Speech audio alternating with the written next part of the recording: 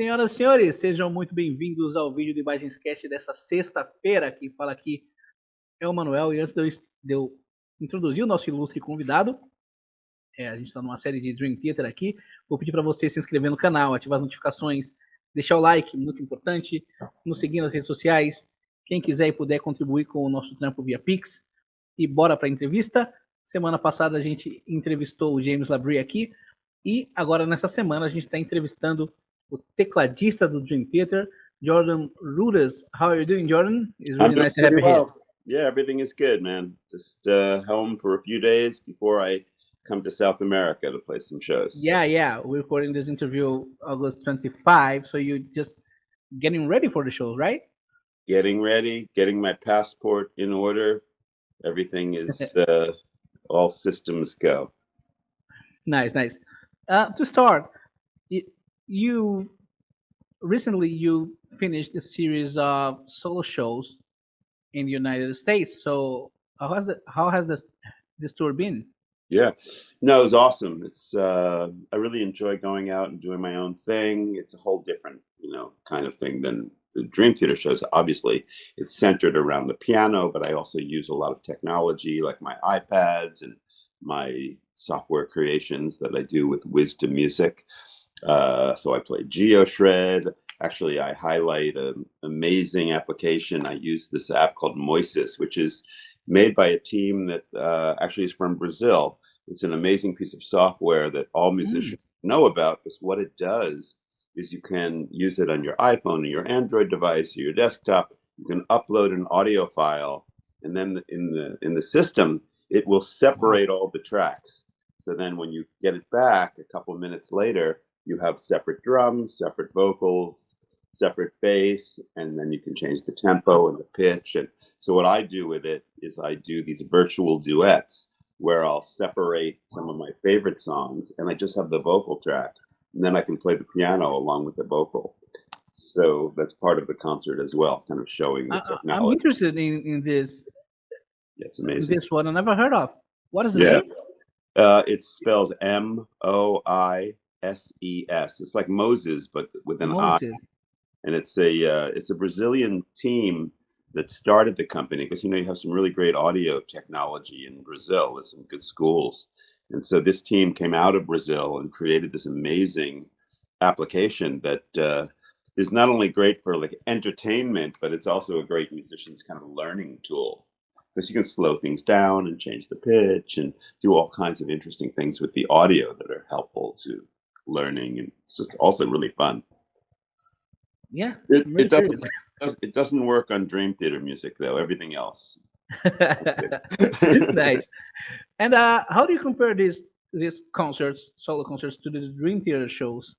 Do you miss the rest of the band, or no? Do you think it's nice to have your time to be on your own and have more freedom to do whatever you want? Well, it's, as I said, it's very different. It's I have a lot of sides to my musicality and what I do, and playing the piano is kind of like home base for me. So playing almost like a concert on a keyboard or on a piano feels very comfortable, and it's another musical outlet for me, and I really enjoy it. It's great. It's great for my technique, because it's it's just me, so it's more demanding, and I get to do things that I don't usually do with the group, and on a whole different kind of energy level as well. So it satisfies me, and yeah, it's really, really cool. I'm glad I had a chance to do it. It was great. I definitely want to do some more shows, maybe in South America or in Europe, now that I have this new show. And when my schedule allows it, I will definitely do that. I know you write a lot of stuff on piano. How those shows help you to write music outside from Dream Theater? Well, the shows don't necessarily help compositionally, but they help with my chops. Yeah. Really, like, it's great for me, because like one of the things I did for my new solo show is I put together a new kind of piano-based instrumentally. It's kind of like, if you remember the instrumentally that Dream Sure. Theater did some years ago, and that I performed with Portnoy not that long ago, some years ago, although on the cruise, I did a new one for piano, and it was really cool. It was a big project. I worked with a protege of mine. His name is Aaron Boschbu, who was the conductor and orchestrator on Breaking the Fourth Wall for Dream Theater. And we just put together this really cool piano medley. So it was very demanding and really took some time to really practice and, you know, get it together. But things like that are just great for my spirit and my technique and all that. So, you know, so I come back to the piano after that, and I even come into Dream Theater, and I'm kind of like, you know, powered, you know, like there's even Yeah, more, I don't know, technique and more energy. nice. And about piano players and keyboard players, I see lots of bands that have multiple keyboard arrangements in their songs, simply using programming instead of keyboards. Yeah. As a keyboardist, how do you see this? You know what? I'm okay with whatever way people want to make music. It's okay with me as long as it's done well. You know, if somebody's just scratching the surface, as they say, and not doing something seriously, then you know you can't take it seriously. But if somebody is really a great programmer and doing some really fine work, and it's very creative and artistic or very technical and interesting, I'm all for it. That's fantastic. You know, there's a different kind of musicality that comes out when I'm sitting at the piano and it's my two hands on the keyboard. I mean, you know, as an improviser, I can sit down at the piano and what comes into my imagination comes out of my hands. And that kind of music is going to be very, very different. Here I am at my piano right Oh, there now. you go. So if I just sit down and play, you know,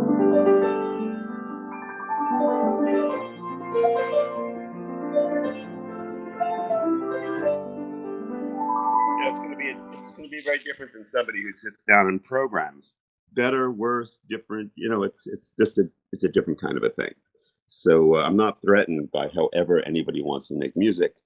You know, these days there's even this artificial intelligence kind of like music being made, where like I experienced one program where like I could play something, and then I position the cursor in the program, and it kind of like can make up its own part. The computer can like Hmm. intelligently make up its own part, and Wow. that's interesting to me too. You know, I wouldn't mind being the person who trains the system to do cool things. So I'm not afraid of technology. I embrace it, but I also put my hands down on the keyboard and allow my musical ideas to come forward. Nice. That's a nice point of view because I was thinking that with time, bands would use more programming and less keyboard players, and this would end up taking out the interest of young musicians of learning the keyboards. Oh, I see. Yeah, maybe people will. You know, people can try doing different things, and you know, what can you say? You know, I mean, there's certain advantages. There's certain wonderful things that come from playing the keyboard, playing a musical instrument.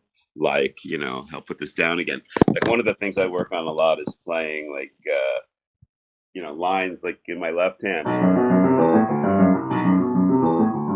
And while I'm holding that down, I can have a conversation with you. And it takes a certain kind of control, you know, to do that. And it's because I'm physically, you know, making something happen. You're not going to get that from hitting a button or doing something. So Yeah. there's something that happens in your brain when you start like doing this kind of like pattern that's in an odd meter, and you can maybe talk at the same time or like or improvise. You're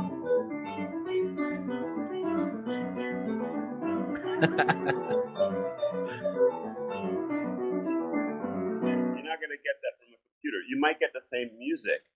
Yeah. No, you could, but the person is not going to get any benefit out of it. So there's like a stimulation or a coordination that happens in my brain, and the musical ideas can flow through my fingers, and that's a feeling that is valid. It's something that's really, you could say it's important, you know, and you can learn a lot. Like when people play Bach, you know, like playing a Bach piece, it's very focusing for Hmm. your mind because your hands have to be very in sync and your fingers are, you know, just doing the right thing, and it makes it almost, you feel like you're getting smarter. So yeah, I mean, there's advantages and disadvantages to everything, you know. Jordan, as a studio musician, you have recorded with a lot of artists, but I would like to know specifically what was it working with Dave Bowie on the Okay. Hidden album? Yeah. So I had the chance to work with David Bowie. It was around the time that Dream Theater was doing 6 Degrees of Inner Turbulence. Um, it was a really interesting, kind of fun experience. It was not what I thought it was going to be. At the time, I was into all these new kinds of synthesizers, and I thought that I was going to go into David Bowie's world and like change his music and change his life, and with all this cool stuff that I was doing.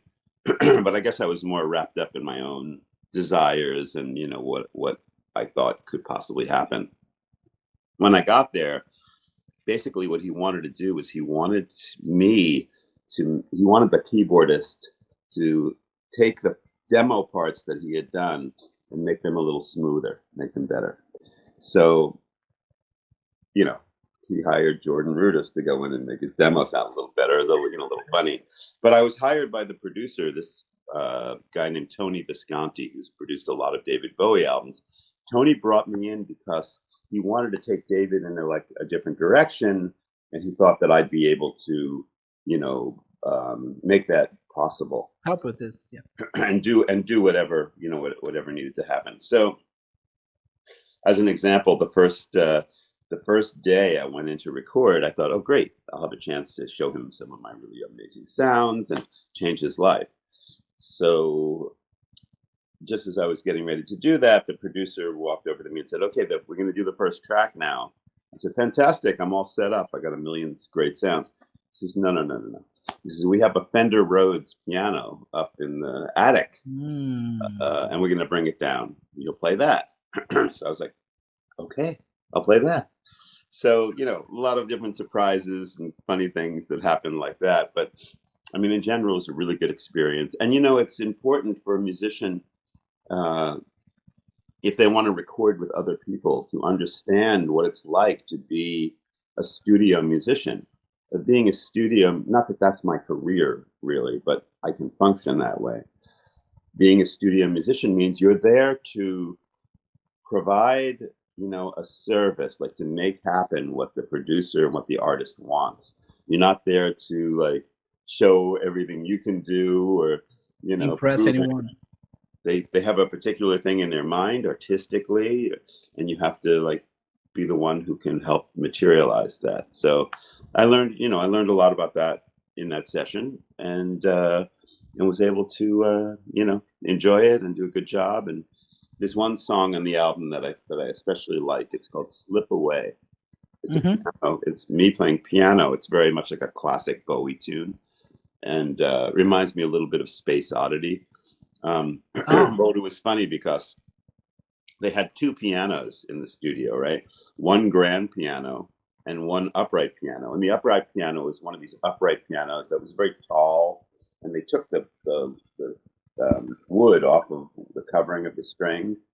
So, and the grand piano was really nice. I think it was a Steinway piano or something like that.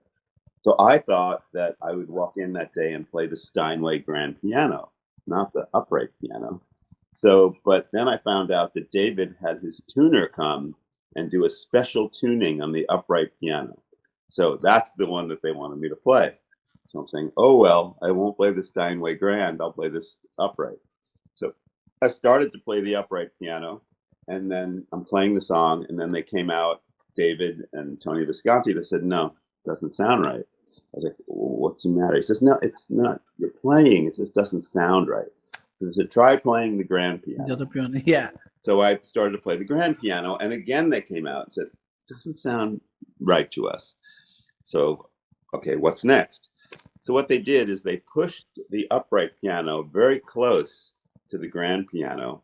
They made sure the lid was off of the upright piano, and they put the microphones on the upright piano, and they taped the pedal, the sustain pedal of the piano down. So all the strings were just open, right? So as I played the grand piano, then they said, okay, play the grand piano now. And so as I played the grand piano, they were miking the resonance of the upright piano. Wow. And then they were happy. They said, they loved it, and they said that was an old Brian Eno trick. So I was like, whatever you guys want. I'll play whichever piano, and you can mic it however you like. I'll never imagine that, man. That was kind of genius, a genius solution to. That's where they were coming from. They worked with Brian Eno and doing trippy, cool things, and that's kind of like what they ended up with. Yeah, I thought it was fun. It was fun to see what they wanted and what made them happy. And if it was up to me, I would have created a really cool synthesizer sound and like. But I was open for anything.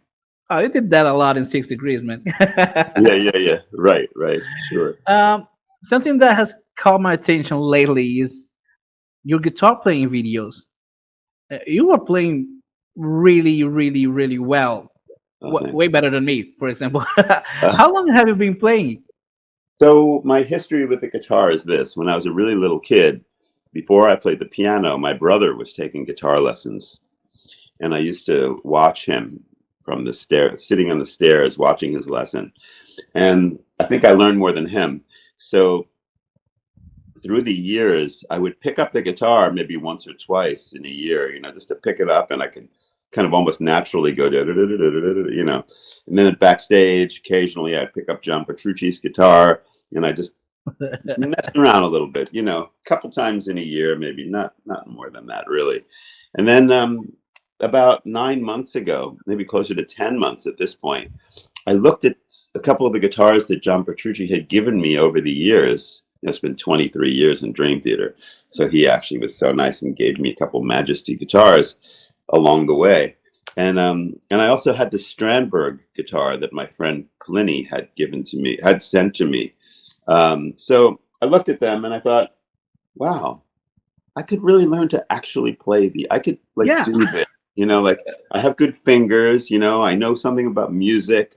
I could play this guitar instead of just picking them up every now and then and just bullshitting around and doing like nothing. I could do it. So I started on a path of learning the guitar. And since I made that decision 10 months ago, I played every day. And sometimes let's say play, it's a difference between playing and practicing. But I've practiced a lot, but at least I picked it up and played every day. And what's really amazing about it is that, well, a lot of things are amazing about it. Number one is, because I'm, because I know a lot of really great guitar players and they're kind of in my circle of like friends or connections. One thing I decided to do is to reach out, say, hey, even if I didn't know the person, I saw they were a great player, like on Instagram or something, I'd go, hey, this is Jordan Rudess from Dream Theater. You're such a great player. I'd love to learn a riff from you or something like that. So ended up between the people that I contacted who are now like new friends and the ones that I had that I also contacted to say, hey, show me something. I had this amazing time, this very social, time, mostly online, just meeting people and getting riffs and getting perspectives about guitar playing. And so enjoyable. I have so many new cool friends in the guitar community. I've just found that there's a lot of guys out there. They don't necessarily have like amazing careers, but they might be amazing guitar players. A lot of guys from like South America. Actually, you're in Brazil, right? Yeah. Some incredible Brazilian guitar players like, Mateus Asado, who I hung out with the other day, who's just a phenomenal guitar player. We ended up writing a little piece of music that we put on Instagram a few days ago because I went out and saw him in the Silk Sonic show because he plays guitar with Bruno Mars. Yeah. There's a guy who's in Boston whose name is Gustavo Assis Brasil, who is incredible hybrid picking guy. He's a teacher in a school, but the guy is like one of the most amazing, guitarists, hybrid picker guys that I've ever seen in my whole life. The list goes on. I mean, there's so many. I know you did a lesson with Mauricio Alabama. That guy, incredible. Yeah. Mr. Alabama. He showed me all about like playing with my right hand, and now I'm getting better at it. Yeah, no, I'm definitely getting better, and I have to contact him because I want to see him if possible, when I come down there, because I've really been practicing with the right hand as well. So it's been amazing. You know, one of the funny things about it is I'm learning so many different techniques. There's just not enough time in the day. So I also need to practice the piano and write music Yeah. and do family stuff and all that. But all I really want to do is sit around playing the guitar because I'm enjoying it so much. It's really, really fun. But I'm learning, I'm learning all these things. Like I'm doing like hybrid picking and stuff that, you know, it's just funny because there's a lot of ways to play the guitar. So I'm kind of like an open book, as they say, to like all these things. So it's been great. But the other part of it is that, you know, at 65 years old, which is what I Yeah. am now, you'd think that one couldn't learn something so easily and like learn a new thing. But I'm finding that, hey, I can do this. I can totally learn this and I can learn the mechanics of the instrument and I can totally do it. Maybe some other people couldn't, but I think that I'm kind of a testament to to the fact that people who are any age can learn something. It's just you have to set your mind to it. And, one thing that is a little bit more difficult, I would say, is that it's harder to have the same kind of patience that you have as a young person. You know, like doing hybrid picking, you play the Yeah. guitar, so you probably try. So Gustavo Brasil does this thing where he picks and then he uses all his fingers, even his Hmm. pinky, to play the rest of the strings, This is and hard. it's hard, and it feels a little awkward at first, but it's possible, and you have to keep on doing it. So I reached a point where I was like, okay, I can kind of do it, but is it going to get better? But I've only been doing it for like a week, but I'm feeling a little like frustrated. And I spoke to Gustavo and he said, you're doing it fine. He said, it's just a matter of hours. You just have to like spend the time and, just do it because it's just hours. And that's what a lot of these things are. And I think about when I was a kid, and I was playing the piano. So I started when I was 7. And then I went to Juilliard when I was 9, playing classical music. And I would sit and practice, 2, 3, 4, 5 hours a day, every day, practicing scales and arpeggios. And I don't remember exactly how it came together necessarily. It was a long time ago. But Hmm. I'm sitting there, I'm doing my. I'm Yeah. doing the thing and I'm doing it for hours a day. And so as an adult, it's a little harder to have to go through a process like that. And there's no, and the sad thing for people is that they think that music is just like, magical, like it's just going to happen. Like you sit, like as if, Guthrie Govan just picked up the guitar and without practicing plays the way he does, or Bumblefoot's just fucking, he picks it up, he just fucking does it. And it's like there. No, these guys are like, we're all Takes addicts. years. We're all practicing our brains out, spending the time and sweating, and I'm slamming my hands in the piano because I'm frustrated, and then I start again and I try it again, and I keep on doing it. So the sad part is that it's not just magic. I mean, maybe part of it is, but it's a lot of when you're playing an instrument like that, or when you're doing anything serious, even if you're programming the computer, not physically playing, it takes a long time to get good at something. Especially a mechanical thing where like you're trying to do this with your fingers, on each string. It's like there's no shortcut. So it's also for me, this whole guitar journey is also a lesson in patience. Nice, nice. And do you think about in the future of developing or being part of a project, just being the guitar player? Yeah, I don't know, man, because like that's not necessarily. I mean, that's maybe like a off kind of dream, if you will. It's not the reason that I'm playing the Yeah. guitar.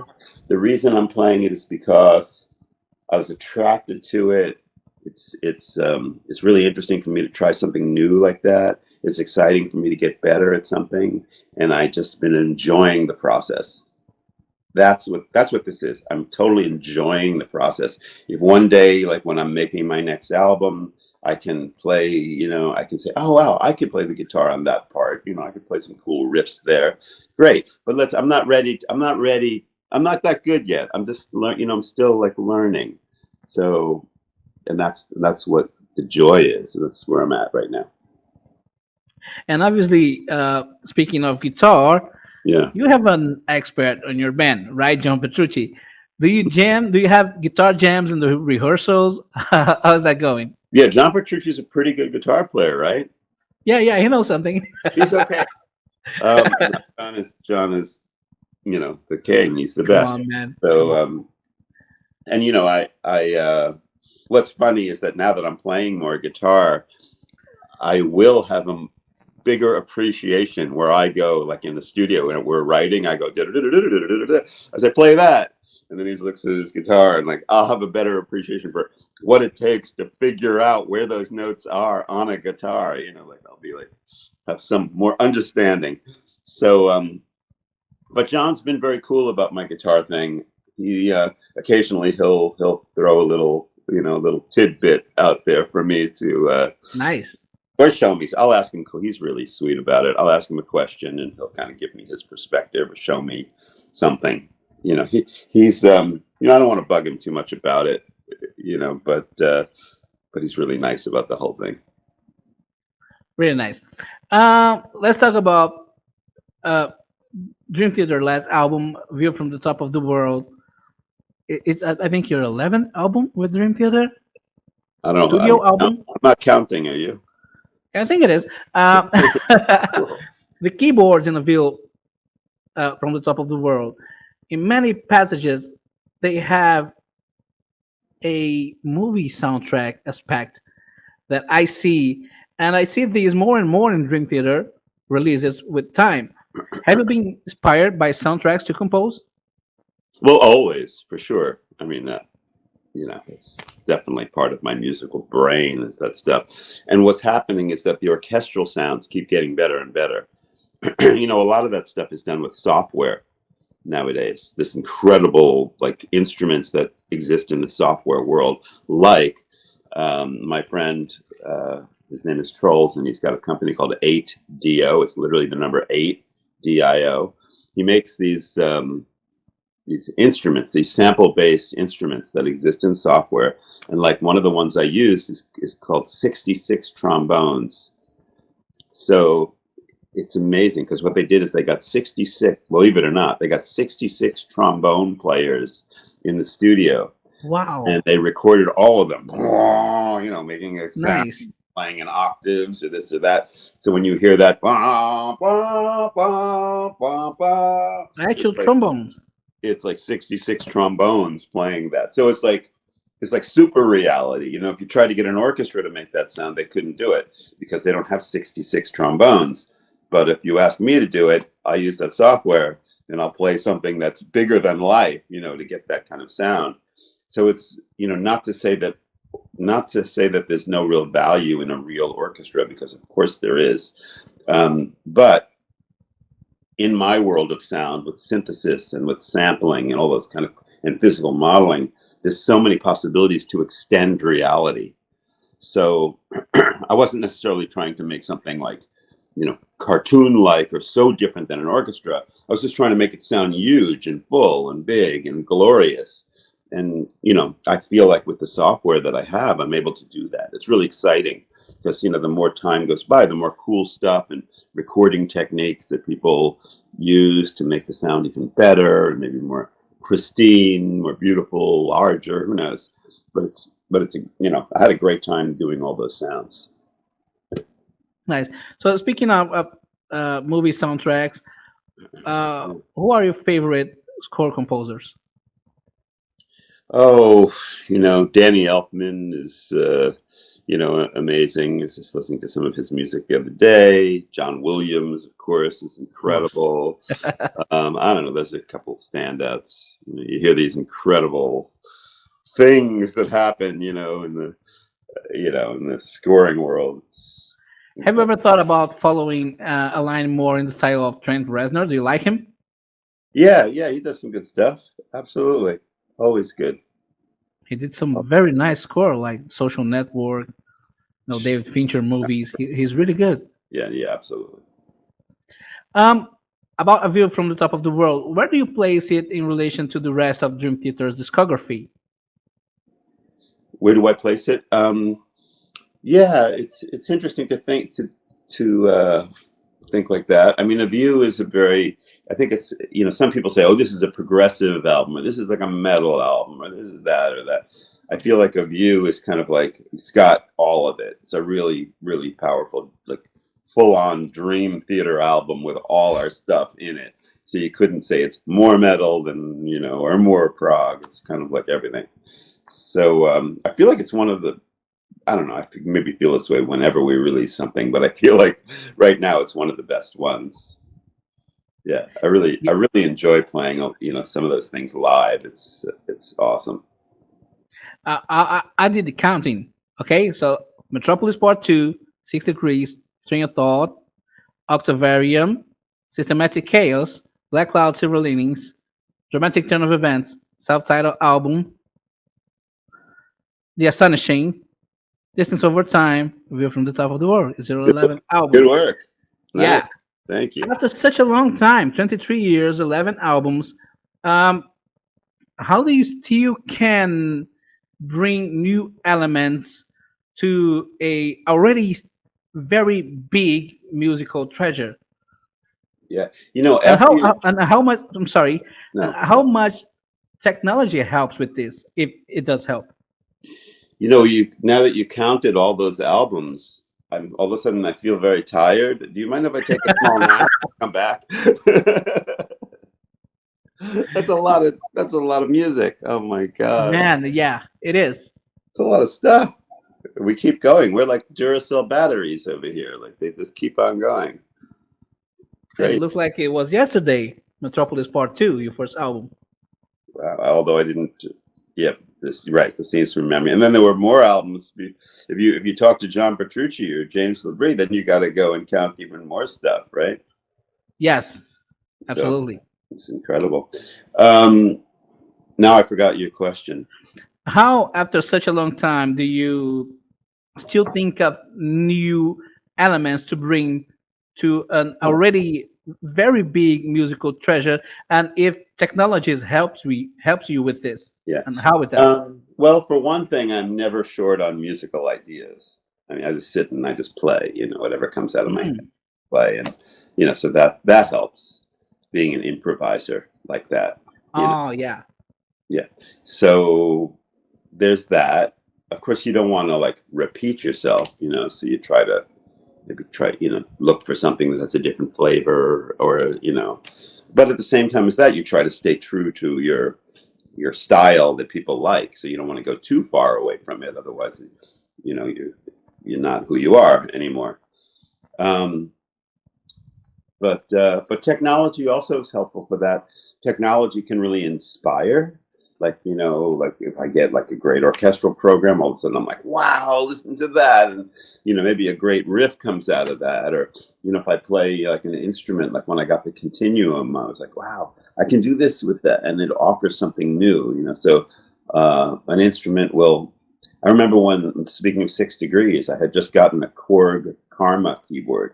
It had some great sounds on it. And a lot of the main themes were written by when I went out to the live room in the studio with John Petrucci, and I had this new keyboard, brand new, right out of the box. And John was like, play a love theme. And I would go put my hands down, and the sound was so cool that I was just like, I just played something, you know, yeah, that's good.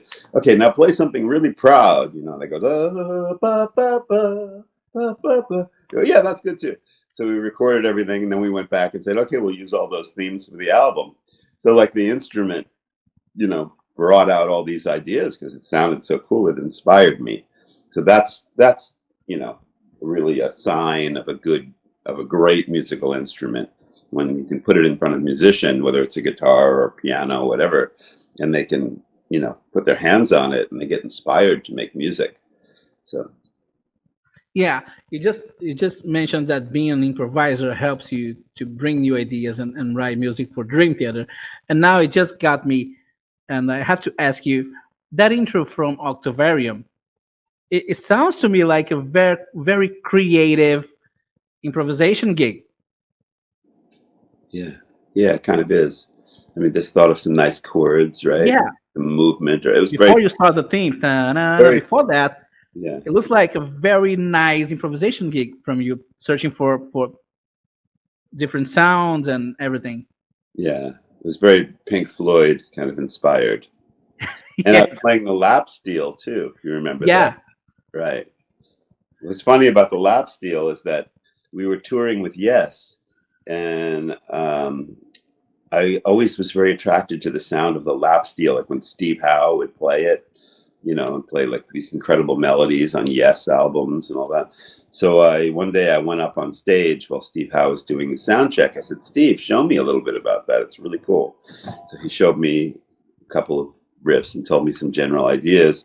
Oh, wow, it's amazing. So then I ordered one. I ordered a lap steel. So I got it, and then I was really inspired to play it, and I learned it just enough so I could play that. Oh, this is amazing, man. And I literally really learned how to play it as I was tracking the part, because I wasn't really that good, but I needed to do it right. So I kept on doing it over and over and over again until I finally really got the motion right and played it. And I was like, okay, that's it. And then I played it live in the shows. I really haven't played. Beautiful. It's tremendous. Haven't played Tremendous. it, unfortunately, but one of these days I'll get it out and try again. Nice. Yeah, you should do it. Well, Jordan, I've read somewhere that when Kevin Moore left Dream Theater, Yeah. you were about to join the band already. So, and you actually joined the band for a couple of shows. So, I joined the how band. was that episode, and why did you join the band at that point? I joined the band for one show, which was called the Foundations Forum. It was a big convention thing. It was very important to Dream Theater to do it, and they needed somebody to help them do it. So even though I had said no to them as far as joining the band at that point, I said yes, I'll help them with that one show, which was very exciting. It was really cool. There's a lot of bands playing, but they were kind of like featured that night. So yeah, so I had said, I said no because there was a lot of things going on. You were playing with Dixie Dregs back then, right? Well, not yet. Yeah, I was trying to decide what to do with my life at that point. I had this job with Kurzweil, who makes keyboards and synthesizers, and I had an offer from the Dregs to do some shows, and my wife and I just had a small child, and there's a lot of things going on in those days, different things, and so I decided it was probably best for my life at that point not to take the job with Dream Theater because where they were at that point and all the traveling they were doing didn't seem to make sense for me. So, yeah, so I did the one gig. And then, of course, after that, I got called by, at the time, Magna Carta Records on behalf of Mike Portnoy to join, asking me if I wanted to join Liquid Tension Experiment, this quote unquote supergroup. So, and then I said yes to that because I thought, oh, well, I didn't join Dream Theater, but I can work with them this way. It'll be easier for me. It'll be fun to get, because I really liked them. I thought their music was cool and I liked the guys. There was nothing about that was the reason that I had said no the first time. It was just life, So, yeah, after we did 2 albums together, then things had kind of changed. Derek Sherinian was in the band then, but we had a great time working together in Liquid Tension Experiment. And John and I, of course, had this amazing compositional bond, writing music together. And the 3 of us, me, Mike, and John, were, very tied into creating music together. And so they asked me again, what about now? And at 1999, right? At that point, things had changed. I was like, okay, well, now's a good time to do it. And I would love to do it. And especially because I knew them now, I really knew what it was like working with them. So, their career had developed a bit and my life had developed a bit and I was ready. And the rest is, and here we are 11 studio albums later, right? Yes. Amazing.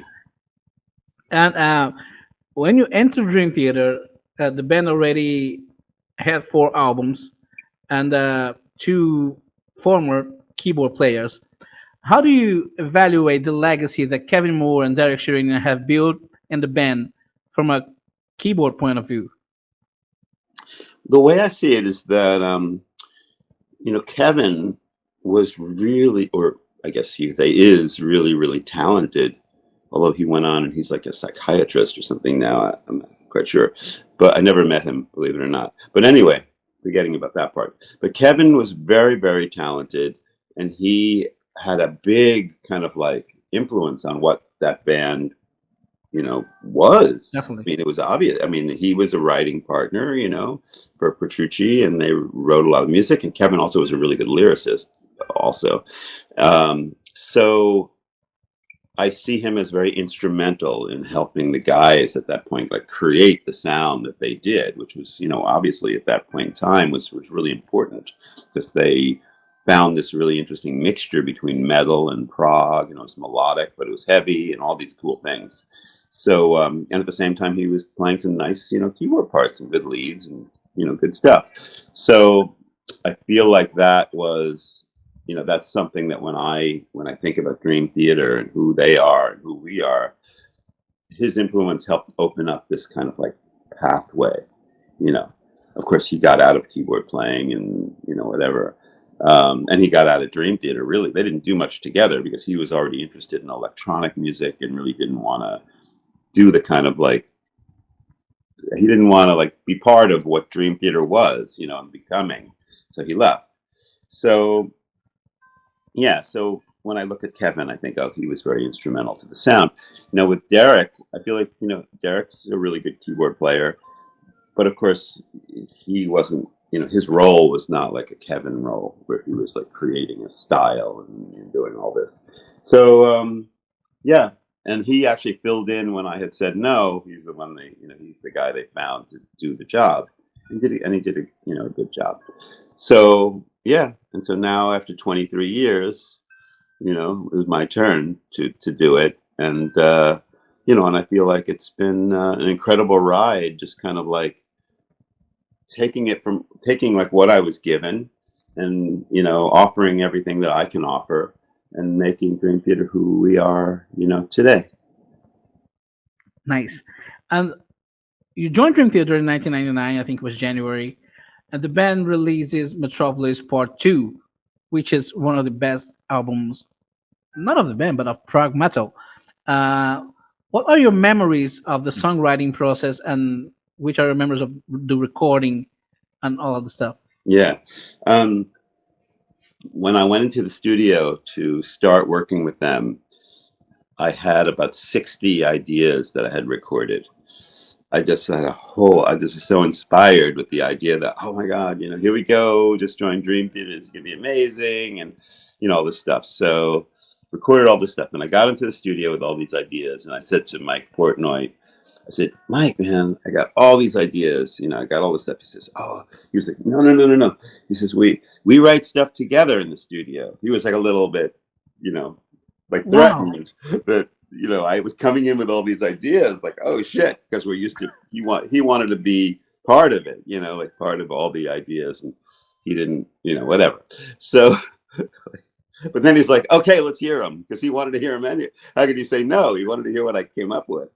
So, you know, I was just really excited and came up with a whole lot of shit. At the same time, they had a lot of music that they had started to do because they had started to think about a follow-up to like Metropolis or whatever. So, you know, we used a bunch of the ideas that I had, and we used a bunch of the stuff that they had, you know, already been thinking about.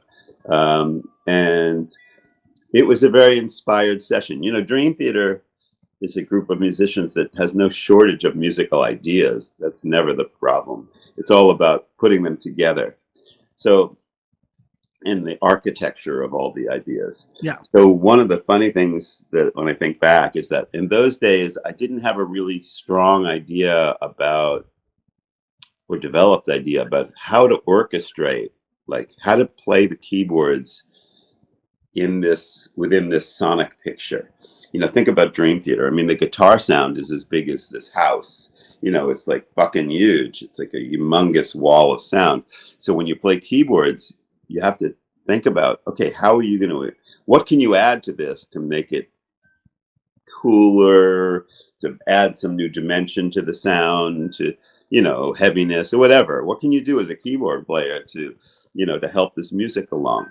So I, you know, I was just going for this idea. I was used to doing a lot of orchestration on my own, a lot of parts, a lot of things. So I, you know, really over orchestrated my parts for that album. I had a lot of stuff. Wow. I would put down all kinds of things for all the sections because that's who I was. That's what I was, you know, doing.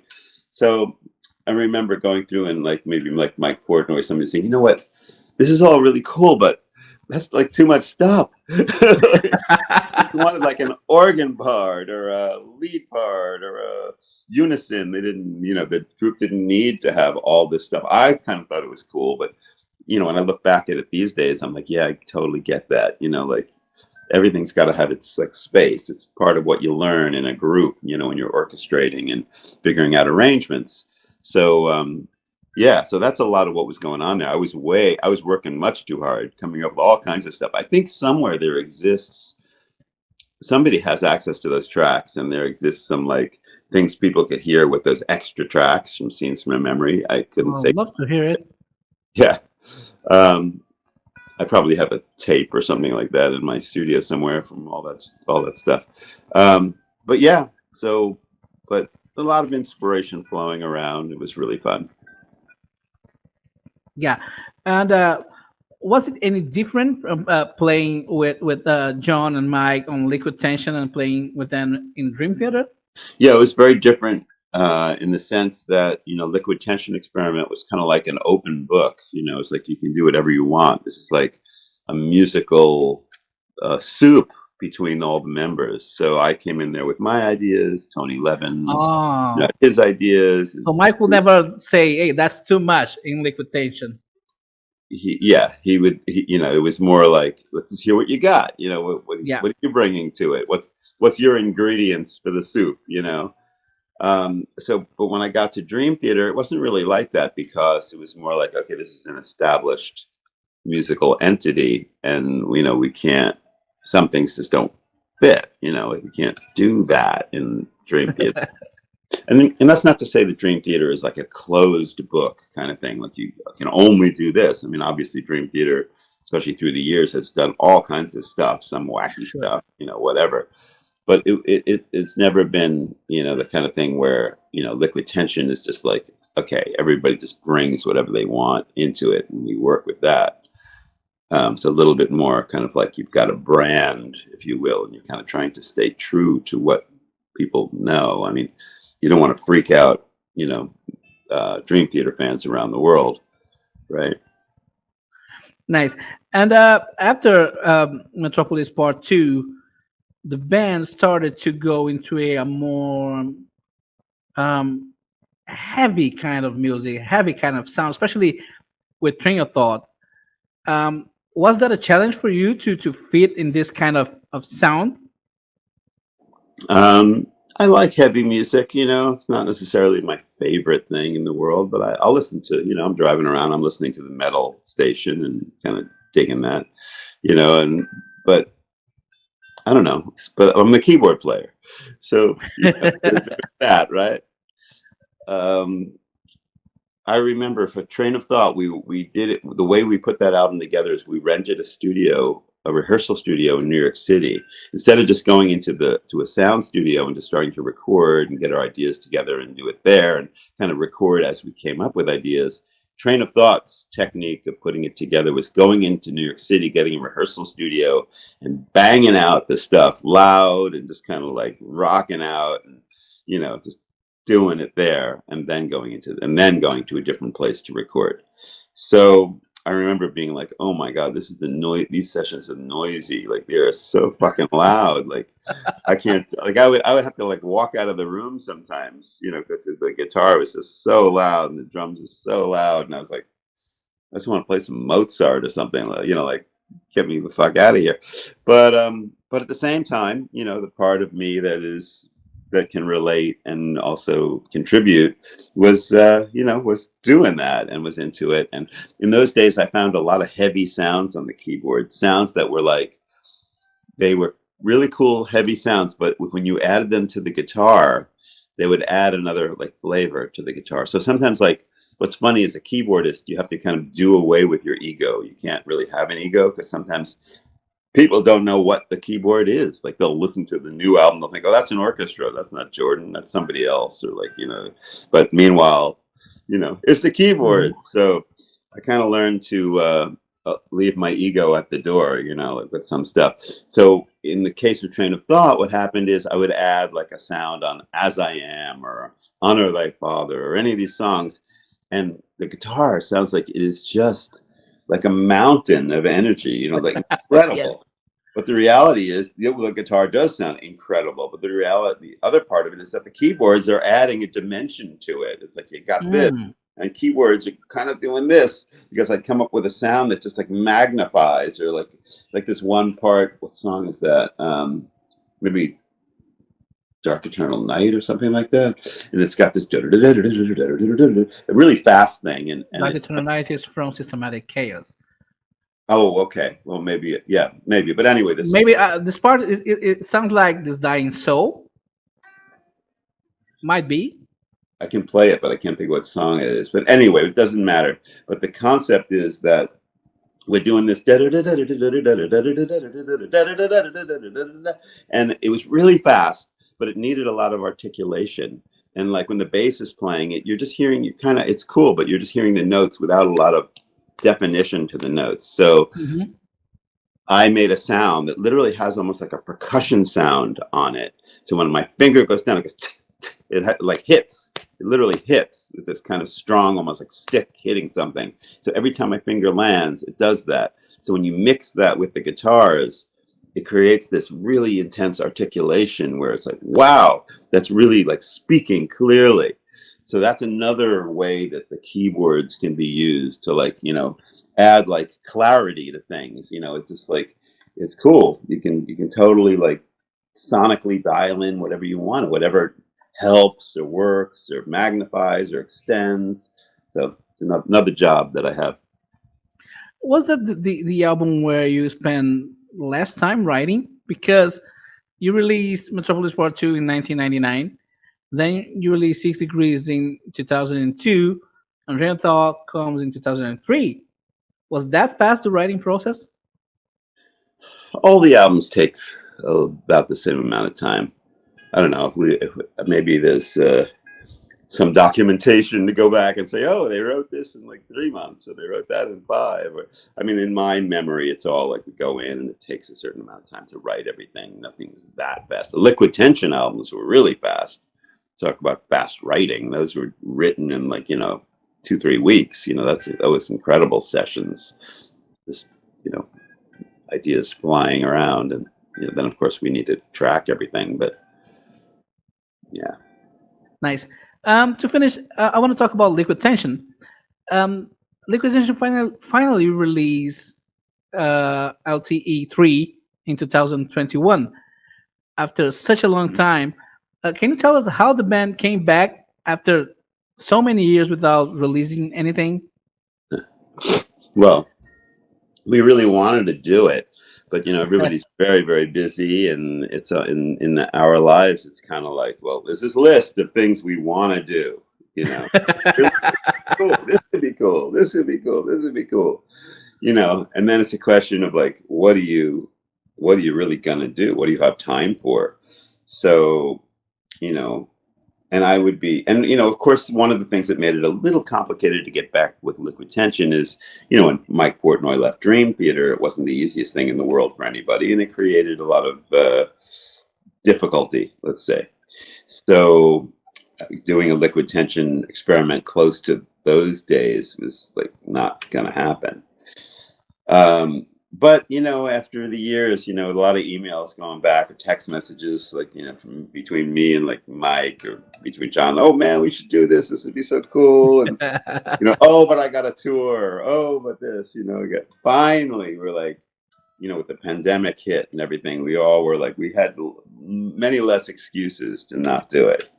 You know, so we're like, yeah, we should totally do this. And you know, we got Inside Out to be behind us for the album. And we found the time. We found time when everybody was around, and nobody could come up with any excuses to get out of it, and we all wanted to do it. So we had this glorious kind of reunion, and we also had a great space to do it because we recorded it in the Dream Theater studios. You know, we have this beautiful space now where we can just record, and you know, it's our own space. So we were able to you know, get in there with Portnoy and Tony Levin, do it. And I think that we're going to do it again. You know, at some point. No plan. There's no plan right this minute, but there will be. You know, it will happen again. No, it's really nice to hear it. Jordan, what can the fans expect for the future from Dream Theater, Liquid Tension, and Jordan Roots, either playing keyboards or guitar? Well, I mean, Dream Theater, you know, is like I was saying, like a Duracell battery or something. Like we keep on going and making music, and we enjoy it, and you know, traveling, and of course, we'll have a new album after the. We have a lot more touring to go. We're going to come to South America and enjoy, you know, some big shows there, and then we'll go on our way and play, you know, around the world some more. And we'll settle into the studio, and we'll keep on making the music happen. And the Liquid Tension experiment. Well, sure, you know, there will be another album at some point. I don't think we'll have to wait nearly as long, you know, for the next one. And for my own music, yeah. So in this next break that happens, because we have a little time off between like middle of September and January, I'm going to play a few solo shows here and there, but I'm also going to be in the studio writing music and Oh, that's cool. write music for a new album. Details of which are not completely dialed in, but I know that I have this chunk of time, and that's what I'm going in to start writing. So it's been a while since I've come out with a rock-based album. The last one was called Wired for Madness. It came out on Yes. Records. So this one, yeah, so this will kind of be a follow-up to that kind of thing for me. So Right now, you don't have anything written. You will start writing. we'll start writing, yeah. Okay. Can you expect some guitar ideas? Yeah, so I certainly would be up for it. Let's see how complicated the music is, and if I'm good enough to play guitar on my own album. That's really the question. Hopefully, I will be.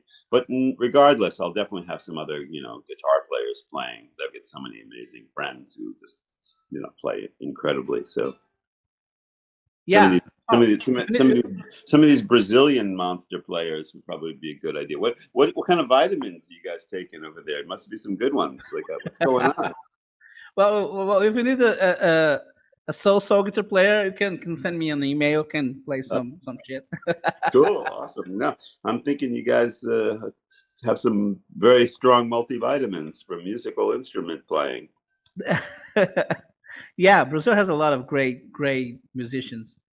Great Oh, musicians. there's no doubt. And Brazilian, you know, you guys have a great kind of like culture of music too, like Brazilian music. Some of those acoustic guitar players and the rhythms are. Yeah, years ago, Yeah. I was in a band with a guy named Paul Winter. Paul Winter Consort's kind of like a new age jazz earth music combination. And I started out with him playing piano, and he had I wish I remembered the name, but he had a guy in his band that was a Brazilian acoustic guitar player, and it was my job to play piano with some of this music they were writing that was Brazilian influenced, but I didn't know shit about like playing Brazilian music. So Paul, the leader of the band, sent this Brazilian guy to my house to work with me to understand how to play some of Wow. the comping and some of the rhythms, and I did learn. You know, I can't say I remember everything I learned, but I think I got more of a feel for it, and I was a little bit exposed to the, you know, to the rhythms and the feel of it. So yeah, so I know that there's some real depth there with the, you know, with a lot of that stuff. Nice. Yeah, the Brazilian musicians that they must listen a lot of Dream Theater to be good. There you go. There you go. I think this is it, man. Thank you so much for your time. I really appreciate. I'm such a huge fan of your music, of your careers. It's kind of incredible. It's the same thing as I told James Labrie. It's incredible to be able to talk to some of my idols. Time is yours to say goodbye to our audience and give whatever message you want. All right. Well, this has been such a pleasure. Thank you so much. I'm glad that I had the time to spend with you because I really enjoyed the interview, and also I know now that if I lose track of how many albums I've done in a project or Dream There you Theater, go. I can always call you, so you keep a good track of it. And yeah, I just want to say thanks, and I want to say a big hello to our Brazilian fans out there because you know, you guys are just like some of the best and so passionate, and there's so much. I really feel the love, you know, from the audience there. I know it's very heartfelt and really strong. So looking forward to coming and playing in Sao Paulo and Rock in Rio, and it's all going to be amazing. And I have so many friends there, and I hope that I get to have a guitar lesson with Mauricio Alabama when I'm there, because that would be cool as well. So if he's listening, let's arrange something. Nice. I'll finish in Portuguese, ok? Ok. Então, espero que vocês tenham curtido. Essa foi a nossa entrevista com o Jordan Rhodes, tecladista do Dream Theater, cara, muita gente boa, ótimo papo. Se vocês curtiram, deixa o like, se inscrevam no canal, ativem as notificações, nos sigam nas redes sociais. Quem quiser e puder contribuir com o nosso trabalho via Pix. E aguardem os próximos vídeos, que vem coisa bem legal por aí. Beleza? Falou!